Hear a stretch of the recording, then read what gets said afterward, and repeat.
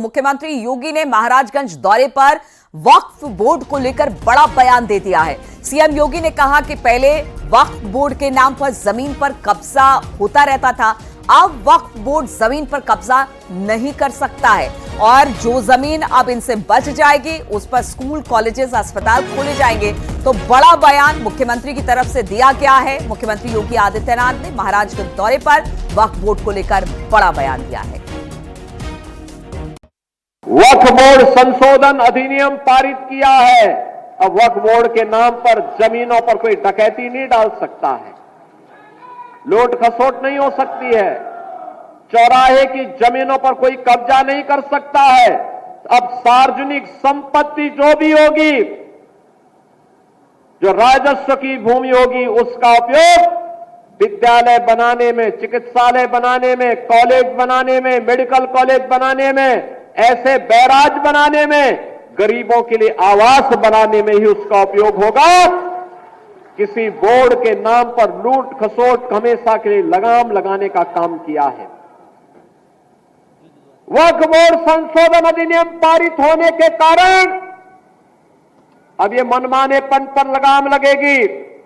मैं इसके लिए प्रधानमंत्री मोदी जी का, गृह मंत्री अमित शाह जी का हृदय से आभार व्यक्त करता हूं, क्योंकि उत्तर प्रदेश में भी लाखों एकड़ लैंड वक्फ बोर्ड के नाम पर नाजायज तरीके से कब्जा करने का काम हुआ था। इसमें किसी गरीब का कल्याण नहीं हो रहा था, चंद लोगों के लिए लूट का एक माध्यम बन गया था। इस लूट पर अब लगाम लगेगी, सख्ती से लगाम लगेगी।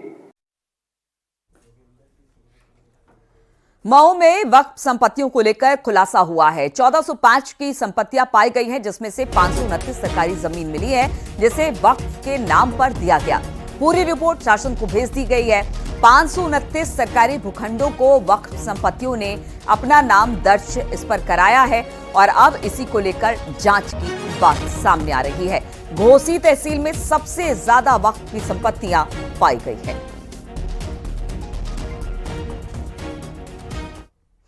संभल के एसपी सांसद जियाउर रहमान बर्क के मकान केस में आज सुनवाई होगी। संभल एसडीएम कोर्ट में यह सुनवाई होगी। बर्क पर बिना नक्शा पास कराए मकान बनाने का आरोप है। माना जा रहा है कि अवैध मकान केस में कार्रवाई अब तय मानी जा रही है।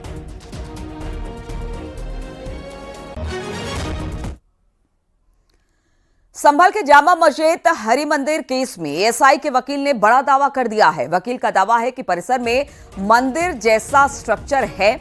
एएसआई के जवाब में मेन गेट के आले में पत्थर लगाकर बंद किए गए द्वारपाल, एक आले में प्रतिमा जैसी आकृति, परिसर में परिक्रमा, पेड़ और पत्तियां भी देखने को मिली है। एएसआई ने मंदिर का प्राचीन फोटो भी दाखिल किया है। जामा मस्जिद हरि मंदिर केस में 28 अप्रैल को सुनवाई होगी और इस मामले में एएसआई और यूनियन ऑफ इंडिया अपना जवाब दाखिल कर चुकी है। जामा मस्जिद कमेटी ने अभी तक अपना जवाब दाखिल नहीं किया है। मंदिरों में प्रमाण होते हैं, पेड़ होता है, कुआं होता है और मंदिर का जो स्ट्रक्चर होता है उस तरह का स्ट्रक्चर वहाँ पे पाया गया है। एएसआई ने जो अपना जवाब दाखिल किया है उसमें अगर देखा जाए तो कुछ फोटोग्राफ भी दाखिल किए गए हैं। जो पुराने फोटोग्राफ्स हैं उसमें जो मेन गेट है उसके साइड में 2 द्वारपाल बने हुए हैं, 2 बड़े आले बने हुए हैं और उन्हें बंद कर दिया गया है सीमेंट द्वारा और संभवतः 2018 में जो है उस पर पत्थर लगा दिया गया है। संभल के जामा मस्जिद इलाके में बन रही सत्यव्रत पुलिस चौकी बनकर करीब अब तैयार हो चुकी है। कल रामनवमी पर इसका उद्घाटन होना है। माना जा रहा है कि ये पुलिस चौकी जामा मस्जिद जो जामा मस्जिद का पूरा इलाका है उसमें हंगामा करने वाले कट्टरपंथियों पर नकेल लगाने में कारगर साबित होगी और अब ये बनकर तैयार है। बताया जा रहा है कि कल रामनवमी के मौके पर इसका उद्घाटन होगा और फिर यहां पर पुलिस चौकी शुरू हो जाएगी। जहाँ संभल चर्चा में है उससे ज़्यादा संभल की सत्यव्रत पुलिस चौकी चर्चा में है। हम सत्यव्रत पुलिस चौकी के ठीक सामने हैं, जिसमें बहुत तेज़ी से काम चल रहा है। रामनवमी को इस पुलिस चौकी का उद्घाटन हो जाएगा। हम अपने साथी कैमरा पर्सन से कहेंगे ज़रा वो दिखाएं। ये पुलिस चौकी पर गेट लगा है, इधर दीवारों पर पुट्टी कर दी गई है, पेड़ ऑलरेडी वैसे ही लगाए जा चुके हैं। ये सामने सीढ़ियाँ बनी हैं, हम अंदर को और चलते हैं। तमाम राज मजदूर काम कर रहे हैं, कटर चल रहा है, लगातार इस पुलिस चौकी पर काम चल रहा है। यहाँ पर रामनवमी के दिन इस पुलिस चौकी को चालू कर दिया जाएगा, जैसा कि जानकारी सामने आ रही है। तमाम अधिकारियों की देखरेख में पुलिस चौकी में काम चल रहा है। यहाँ पर हमारे साथ तमाम सारे अधिकारी भी यहाँ पर मौजूद हैं। देखिए अंदर कटिंग का काम चल रहा है, शीशे लगाए जा रहे हैं दीवारों पर, तमाम सारा काम। और हम आपको दिखा दें, ये वायरलेस का जो टावर लगा हुआ है, डिस्ट्रिक्ट का जो कंट्रोल होगा पुलिस का, DCRB जिसको बोलते हैं, वो यहीं से कंट्रोल होगा। और वक्त संशोधन बिल को लेकर सुप्रीम कोर्ट में दाखिल याचिका की गई है। AIMIM नेता असदुद्दीन ओवैसी और कांग्रेस सांसद मोहम्मद जावेद ने यह याचिका दाखिल की है। कांग्रेस सांसद मोहम्मद जावेद ने वक्फ संशोधन विधेयक की वैधता को चुनौती देते हुए सुप्रीम कोर्ट का रुख किया और दावा किया कि यह संवैधानिक नियमों का उल्लंघन करता है। उसके बाद इसी मामले पर सुप्रीम कोर्ट में एक और याचिका दायर की गई, जिसमें AIMIM प्रमुख असदुद्दीन ओवैसी ने भी बिल के खिलाफ एक याचिका दाखिल की है। याचिका में कहा गया है कि यह विधेयक मुस्लिम समुदाय के साथ भेदभाव करता है। सुप्रीम कोर्ट ने फिलहाल सुनवाई के लिए कोई समय नहीं दिया है। वहीं all India Muslim personal law board ने इसको लेकर राष्ट्रपति से मुलाकात का समय भी मांगा है। बिल को संसद के दोनों सदनों ने पास कर दिया है, लेकिन इसको लेकर राजनीति लगातार जारी है। जहां कई सारे मुस्लिम संगठन इसको लेकर देश भर में कई सारी जगह पर प्रदर्शन कर रहे हैं, तो वहीं कांग्रेस समेत विपक्षी दल जो है इसको लेकर अब सुप्रीम कोर्ट पहुंच गए हैं। कांग्रेस और असदुद्दीन ओवैसी ने सुप्रीम कोर्ट में याचिका दायर कर दी है इस बिल के खिलाफ में। वहीं all India Muslim personal law board ने राष्ट्रपति से मुलाकात का समय मांगा है।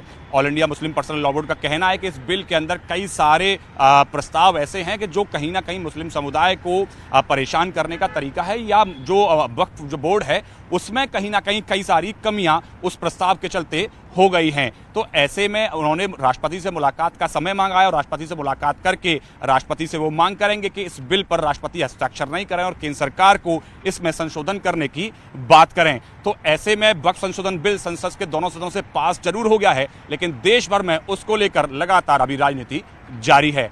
कैमरा पर्सन सोनू मंडल के साथ पवन गौड़, न्यूज़ 18 दिल्ली। संघ प्रमुख मोहन भागवत ने वाराणसी में एक बड़ा बयान दे दिया। मोहन भागवत ने हिंदू एकता को लेकर संदेश दिया। उन्होंने कहा कि सभी हिंदुओं के लिए मंदिर, पानी और शमशान एक होना चाहिए। मोहन भागवत ने कहा कि किसी लक्ष्य को हासिल करने के लिए RSS काम कर रहा है। उन्होंने कहा कि RSS का उद्देश्य है कि हिंदुओं के सभी पंथ, जाति और समुदाय साथ में आए और हिंदू संगठित हो। मोहन भागवत 5 दिवसीय दौरे पर वाराणसी में है। इस दौरान पिछले 2 दिनों में वो जहां वाराणसी के निवेदिता कॉलेज में प्रचारकों के साथ शाखा लगाया, तो वहीं उन्होंने BHU IIT के जिमखाने में छात्रों के साथ भी संवाद किया। इस दौरान उन्होंने हिंदू और हिंदुत्व को लेकर के एक बहुत बड़ा संदेश दिया, जिसमें उन्होंने कहा कि हिंदुओं के लिए मंदिर, पानी और शमशान एक होने चाहिए और जाति को महत्व नहीं देना चाहिए। इस उनके संदेश में मतलब साफ था कि हिंदुओं की जो एकजुटता है वो एक साथ होनी चाहिए और हिंदू जातियों में न बटे। मुख्यमंत्री योगी आदित्यनाथ ने महाराजगंज दौरे के दौरान कन्या पूजन कर बच्चों को अन्नप्राशन का करवाया। इस दौरान सीएम योगी ने 654 करोड़ रुपए की लागत की 629 विकास परियोजनाओं का लोकार्पण और शिलान्यास किया। इन परियोजनाओं में नौतनवा में 148 करोड़ की लागत से बना रोहिन बैराज सबसे खास है। बैराज से इलाके के तकरीबन 16,000 किसानों को सीधा फायदा होगा। बैराज से निकलने वाला 40 किलोमीटर लंबी नहर से सिंचाई की समस्या दूर होगी। बाढ़ और सूखे से भी इलाके को राहत मिलेगी। बैराज के लोकार्पण के दौरान सीएम योगी ने एक विशाल जनसभा को संबोधित भी किया। के एक कार्यक्रम को आगे बढ़ा रहा है, जिसको अब तक शासन की किसी सुविधा का लाभ नहीं मिला है और अब किसी पात्रता की श्रेणी में आता है। बहनों और भाइयों, उसका सर्वे का काम अंतिम चरणों में चल रहा है और मैं आपको इस बात के लिए आश्वस्त करने के लिए आया हूं, अगले 3 वर्ष के अंदर उत्तर प्रदेश से गरीबी को हर हाल में पूरी तरह समाप्त करके एक समृद्ध राज्य के रूप में स्थापित हमें करना है। जीरो पॉवर्टी के लक्ष्य को प्राप्त करते हुए इस लक्ष्य को प्राप्त करते हुए उत्तर प्रदेश को देश की नंबर 1 की अर्थव्यवस्था के रूप में भी हम स्थापित करेंगे। सीएम योगी महाराजगंज के बाद गोरखपुर पहुंचे और यहां वो जीडीए के 1642 करोड़ रुपए की लागत वाली 107 विकास परियोजनाओं का शिलान्यास और लोकार्पण करेंगे। सीएम योगी गोरखपुर शहर में पेडलेगंज और आरकेबी के रिंग रोड का लोकार्पण करेंगे और वर्ल्ड क्लास कन्वेंशन सेंटर का शिलान्यास भी करेंगे। इसके अलावा कार्निवाल पार्क और आवासीय योजना गोरक्ष एनक्लेव का उद्घाटन करने के साथ ही जीडीए की कुल 107 विकास परियोजनाओं की सौगात देंगे।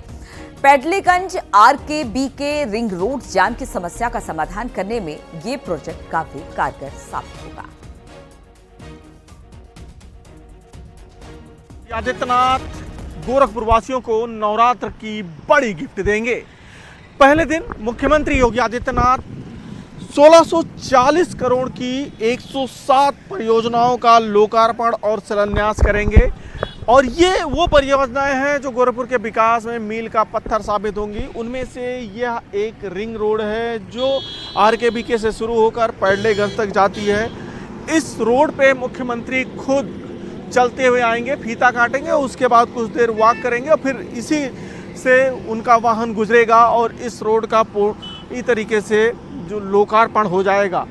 उसके बाद फिर मुख्यमंत्री पहुंचेंगे गोरक्ष एनक्लेव, जो जीडीए द्वारा एक बहुमंजिली इमारत बनाई गई है, उसका वहां पे लोकार्पण करेंगे और एक भवन का निरीक्षण भी कर सकते हैं और फिर वहां से जाएंगे कार्निवाल, जो जीडीए और एक प्राइवेट संस्था पीपीपी मॉडल पे उसको डेवलप किया गया है, बच्चों के लिए उसे डेवलप किया गया है, उसका वहाँ पे लोकार्पण करेंगे और फिर चंपा देवी पार्क में एक जनसभा को संबोधित करेंगे। मुख्यमंत्री इसी के साथ कई अन्य विकास योजनाओं की भी नींव रखेंगे। इससे पहले सीएम योगी ने बलरामपुर में आज देवी पाटन मंदिर में पूजा अर्चना की और इसके बाद सीएम योगी ने गौशाला जाकर गौ सेवा भी की। ये तस्वीरें हम आपको दिखा रहे हैं बलरामपुर की, जहां पर सुबह सुबह देवी पाटन मंदिर पहुंचे, वहां पर देवी मंदिर में पूजा अर्चना की, फिर गौशाला पहुंचे, गौ की सेवा और बच्चों को दुलार करते मुख्यमंत्री योगी आदित्यनाथ की ये तस्वीरें आप देख पा रहे हैं।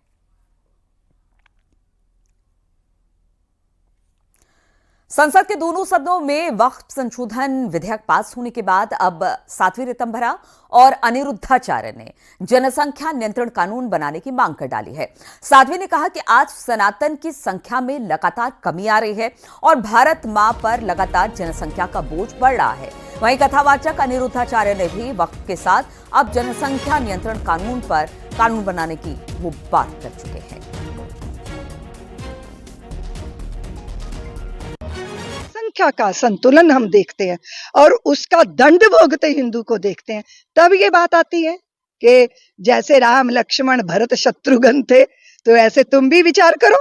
और अगर ये हम चाहते नहीं है तो क्या होना चाहिए? देश के सरकार के ऊपर दबाव बनाना चाहिए कि इस देश में जनसंख्या का असंतुलन ना होने पाए, उसके लिए जनसंख्या का इसके बाद अब जनसंख्या नियंत्रण कानून भी हो, ताकि बेवजह की जनसंख्या जो बढ़ती चली जा रही है और सनातन जनसंख्या बढ़ती जनसंख्या से सनातन को कहीं ना कहीं कष्ट है कि जिसकी लाठी उसकी भैंस वाली बात ना हो। इसके लिए जनसंख्या नियंत्रण कानून भी होना चाहिए। 2 से ज्यादा होने चाहिए, होने तो चाहिए, परंतु सनातनी कहाँ पैदा कर रहे हैं? हम तो कह रहे हैं 10 पैदा करो सनातनी, लेकिन सनातनी इस बात को ना मान के अन्य मजहब पंथ के लोग मान रहे हैं और वो अपनी जनसंख्या बढ़ाए जा रहे हैं। अम्बेडकर नगर जेल में बंद बाहुबली नेता और पूर्व विधायक पवन पांडे की मुश्किलें बढ़ गई हैं। पूर्व विधायक पर कोर्ट में गवाह को धमकाने का केस दर्ज हुआ है। बाहुबली नेता ने पेशी के दौरान ही कोर्ट में गवाह को धमकी दी। पवन पांडे इस समय जिला कारागार में बंद है। अकबरपुर थाने में दिए गए शिकायत में अयोध्या निवासी किरण सिंह ने बताया कि वो उनके एक मुकदमे में गवाह है, जिसकी सुनवाई 17 मार्च को अकबरपुर सीजीएम कोर्ट में चल रही थी। प्रार्थनी पीछे खड़ी थी। उस समय मुख्य आरोपी पवन कुमार पांडे पीछे खड़े थे और समझौते के लिए कह रहे थे। जब प्रार्थनी की माता ने गवाही देने के समय पवन कुमार का नाम लिया तो वो तिलमिला उठे और प्रार्थनी के कान में आकर धमकी देते हुए कहा कि तुम ही ने मेरा नाम बुलवाया और तुम्हारी औकात दिखाएंगे। जान से मारने की भी धमकी दे डाली, जिसे कोर्ट में मौजूद लोगों ने देखा। पीड़िता की तहरीर पर पुलिस ने पूर्व विधायक पवन पांडे पर धमकी देने का मुकदमा दर्ज किया।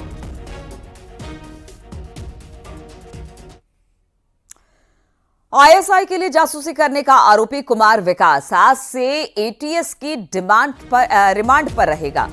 उसके ऊपर कानपुर ऑर्डिनेंस फैक्ट्री की गोपनीय और अहम जानकारी आईएसआई को देने का आरोप है। आरोपी कुमार विकास आज से 7 दिनों के लिए लखनऊ में एटीएस की कस्टडी रिमांड में रहेगा। फॉरेंसिक लैब से हासिल विकास की मोबाइल डेटा के आधार पर पूछताछ होगी। ऑर्डिनेंस फैक्ट्री कानपुर ले जाकर विकास से पूछताछ की जाएगी। साथ ही उसके बैंक खातों की डिटेल का एनालिसिस कर संदिग्ध लेन देन पर भी पूछताछ होगी। कुमार विकास के सोशल मीडिया अकाउंट में मिली जानकारियों को लेकर भी पूछताछ होगी। आपको बता दें कि ऑर्डिनेंस फैक्ट्री कानपुर में जूनियर वर्क्स मैनेजर के तौर पर यह तैनात था और एटीएस ने इसे अरेस्ट किया था। कुमार विकास पर आईएसआई हैंडलर नेहा शर्मा को ऑर्डिनेंस फैक्ट्री की गोपनीय और अहम जानकारी देने का आरोप है।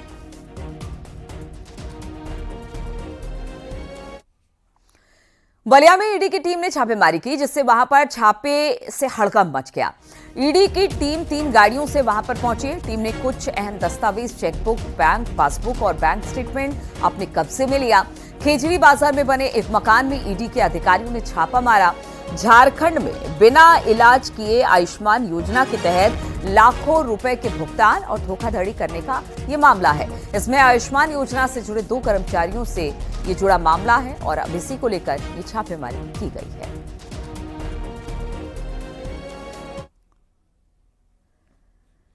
कानपुर में हिट एंड रन का मामला सामने आया है। यहां पर बीएमडब्ल्यू और इनोवा कार में रेस के दौरान इनोवा सवार युवकों ने बाइक सवार को जोरदार टक्कर मार दी।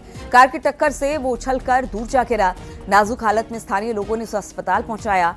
हिट एंड रन की पूरी घटना सीसीटीवी कैमरे में कैद हो गई है। घटना की सूचना पर पहुंची पुलिस कार सवार की तलाश में जुटी है। किदवई नगर थाना क्षेत्र के राष्ट्रीय इंटर कॉलेज के पास की घटना है।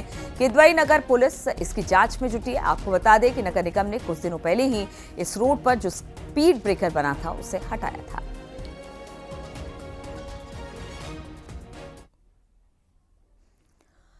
अंबेडकर नगर में बेखौफ बदमाशों ने असलहे के दम पर लूट की वारदात को अंजाम दिया। जनसेवा केंद्र में घुसकर संचालक को गन पॉइंट पर रखकर बदमाशों ने लूटपाट की। लूटपाट की रकम अभी साफ नहीं हो पाई है, लेकिन घटना सीसीटीवी में जरूर कैद हो गई, जिसमें लुटेरे रुपए लूटते नजर आए। घटना भीटी थाना क्षेत्र के सेनपुर बाजार की है। घटना के बाद पूरे इलाके में सनसनी फैल गई है। पुलिस बदमाशों को पकड़ने में जुटी हुई है।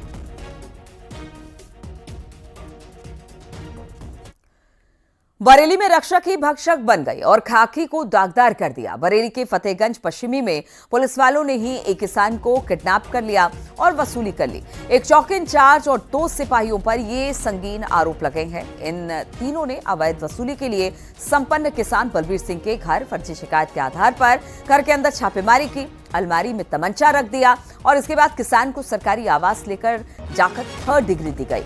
2 लाख रुपए वसूले गए। फिरौती देने के बाद जब किसान पुलिस की चंगुल से छूटा, तब एसएसपी के पास जाकर न्याय की गुहार लगाई।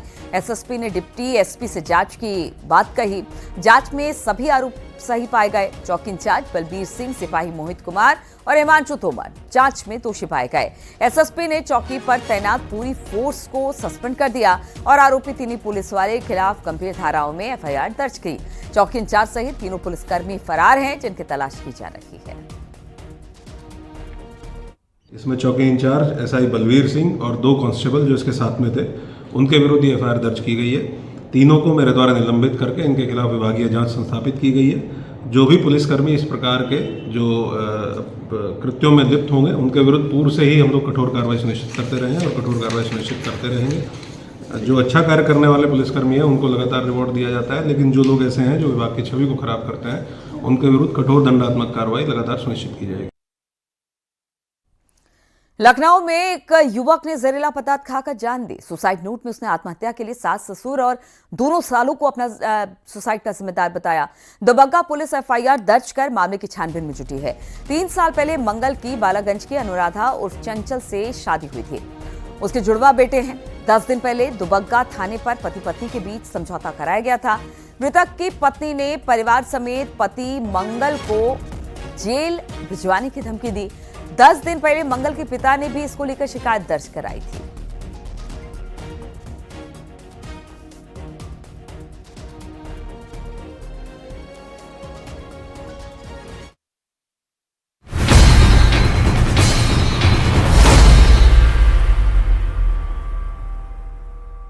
और अलीगढ़ में एक महिला ने थाने में शिकायत दर्ज की। उसका पति उसके साथ मारपीट करता है, ड्रम से भी भयानक हत्या करने की धमकी देता है। इतना ही नहीं, पति अश्लील वीडियो बनाता है और ससुराल पक्ष के सभी लोग परेशान करते हैं उसे। पीड़ित महिला का आरोप है कि ड्रम वाली मुस्कान का वीडियो मोबाइल पर भेजता है और तैयार रहने की चेतावनी भी देता है।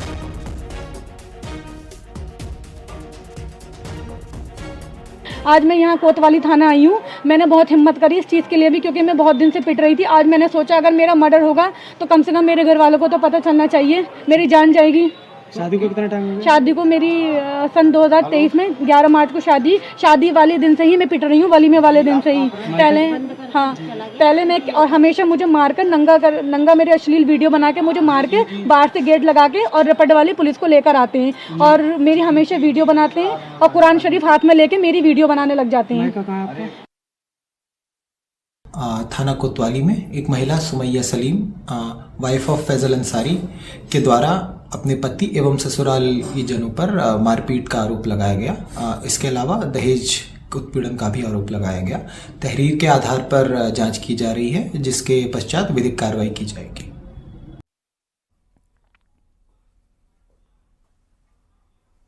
कानपुर में घनी बस्ती और मंदिरों से कुछ मीटर की दूरी पर शराब ठेका खोलने को लेकर महिलाओं ने डीएम ऑफिस में हल्ला बोल कर दिया।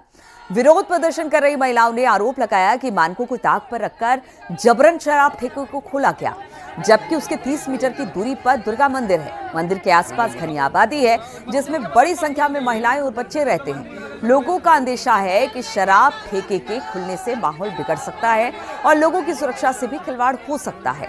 महिलाओं ने चेतावनी दी है कि अगर दुकान बंद नहीं होगी तो फिर उनका आंदोलन जारी रहेगा। आज हम इसलिए आए हैं कि हमारे घर के बगल में बस्ती में, जहाँ पर बहुत लोगों की बस्ती है, जहाँ छोटे छोटे बच्चे, स्कूल, दोनों तरफ मंदिर है, वहाँ पर शराब का ठेका खोल दिया गया है। तो उसके विरोध में हम यहाँ आए हैं। पहले हम लोगों ने थाने में एप्लीकेशन दी थी तो सबको भगा दिया गया था कि यहाँ से ले जाइए, ये ठेका खुल के रहेगा यहाँ पर। तो हम लोग उसका विरोध कर रहे हैं कि हमारी बस्ती में ये ठेका शराब का नहीं होना चाहिए और जहाँ बस्ती ना हो वहाँ खोलिए जाके। उधर शामली के कांदला में भी लोग शराब के ठेके खुलने का विरोध कर रहे हैं। दर्जनों ग्रामीणों ने शराब ठेका खुलने का विरोध किया। स्थानीय लोगों ने पूर्व प्रधान और वर्तमान प्रधान के साथ कांदला थाने पर पहुंचकर अपनी शिकायत दर्ज करते हुए शराब के ठेके को हटाए जाने की मांग की। शिकायतकर्ताओं का आरोप है कि आबादी के बीच में शराब के ठेके से युवा पीढ़ी पर बुरा असर पड़ेगा। शराब के ठेके से थोड़ी दूरी पर धार्मिक स्थल भी बना है, जिससे लोगों की आस्था को ठेस पहुंच सकता है।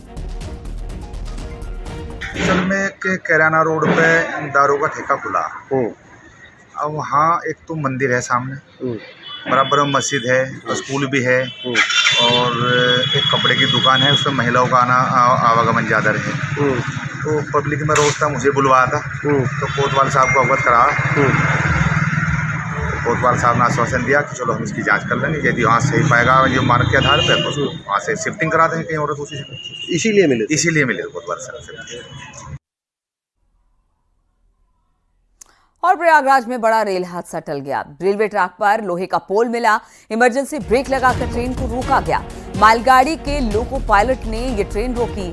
बताया जा रहा है कि फाफा मऊ अटरामपुर स्टेशन के पास का ये मामला है, जहां पर ट्रैक पर एक खंबा था यानी पोल था, लेकिन समय रहते लोको पायलट ने इसे देख लिया और उसके बाद ट्रेन पर इमरजेंसी ब्रेक लगाया। बताया जा रहा है कि ब्रेक लगाने से मालगाड़ी रोकी गई, नहीं तो फिर कोई बड़ा हादसा हो सकता था। इमरजेंसी ब्रेक लगाकर ट्रेन रोकी गई है। मालगाड़ी के लोको पायलट ने ये ट्रेन रोकी। ये मामला फाफा मऊ अटरामपुर स्टेशन के पास का है। बातचीत करने के लिए सर्वेश दुबे फोन लाइन पर हमारे साथ जुड़ गए। सर्वेश, कब की है ये बात और किस तरह से ये हादसा होते होते टल गया? देखिए, मैं आपको बताऊं कि आज सुबह तड़के 4:15 बजे जो उत्तर रेलवे का लखनऊ मंडल है से और अटनामपुर रेलवे स्टेशन है, उनके बीच में रेलवे ट्रैक पर लोहे का पोल रखा हुआ था और मालगाड़ी वाराणसी की तरफ से ऊंचाहार की ओर जा रही थी। मालगाड़ी के लोको पायलट संयोग शर्मा थे, उन्होंने पोल को देख लिया और उन्होंने इमरजेंसी ब्रेक लगाकर ट्रेन को रोक दी और ट्रेन के मैनेजर, जिसे पहले गार्ड कहा जाता था, दोनों वहां पर उतरकर नीचे गए और पोल को वहां से हटाया, जिसके बाद ट्रेन को आगे ले जाया गया। इस घटना की जानकारी नजदीकी स्टेशन रामपुर और इसके अलावा फाफा मऊ के स्टेशन मास्टर को दी गई, जिसके बाद आरपीएफ के लोग वहां पर पहुंचे और वहां पर छानबीन शुरू कर दी। वहां पर जो पोल था उसको भी अपने कब्जे में ले लिया। इसके साथ साथ ट्रेन को रवाना किया गया। अब बड़ा सवाल यह है कि ये किसी की शरारत थी या फिर कोई साजिश थी, इस बात की जांच की जा रही है। इसके पहले भी उस ट्रैक पर पत्थर, गैस सिलेंडर। ठीक है, तो इस तरह से ट्रैक पर कई सामान मिले। एक बार फिर से एक बड़ी लापरवाही। अब देखना होगा, जांच का विषय है कि आखिर ये कहां से आया खंबार। बहुत बहुत शुक्रिया आपका सर।